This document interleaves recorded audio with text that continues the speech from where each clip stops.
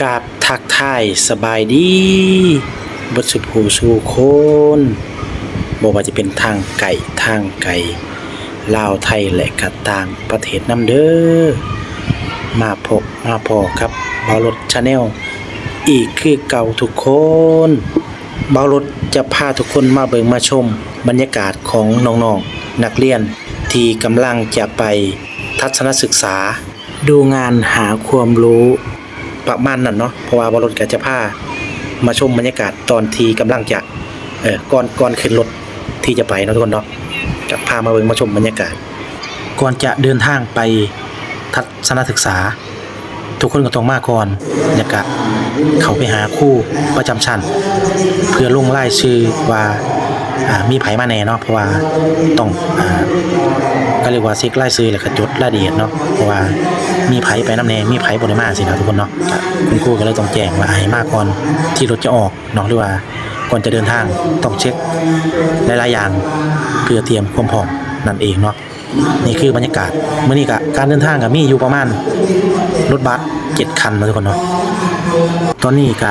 เด็กๆนักเรียนเนาะตอนนี้ก็กำลังเริ่มขึ้นรถคันแรกเนาะหรือว่ารถบัสคันแรกตอนนี้ก็กำลังทยอยเดินทางขึ้นรถเพื่อเตรียมไปทัศนศึกษาเนาะทุกคนนี่คือบรรยากาศสดๆเลยทุกคนเนาะ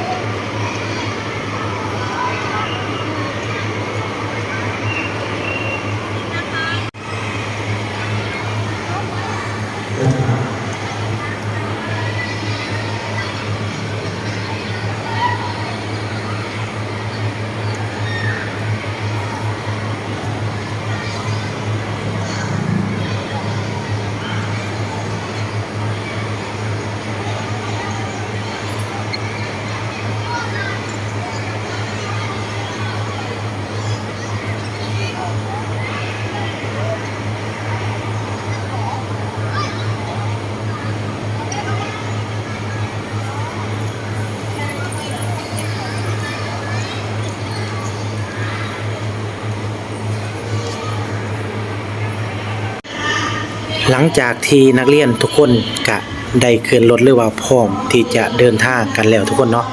นี่คือบรรยากาศรถบัสคันแรกหรือว่ารถทัวร์รถบัสคันแรกกำลังจะเดินทางเมื่อนี้นักเรียนไปทัศนศึกษาปี2569เนาะทั้งหมดมี7คันทุกคนเนาะมีทั้งหมด7คันที่จะไปทัศนศึกษาหรือว่าไปดูงานหรือว่าไปเรียนรู้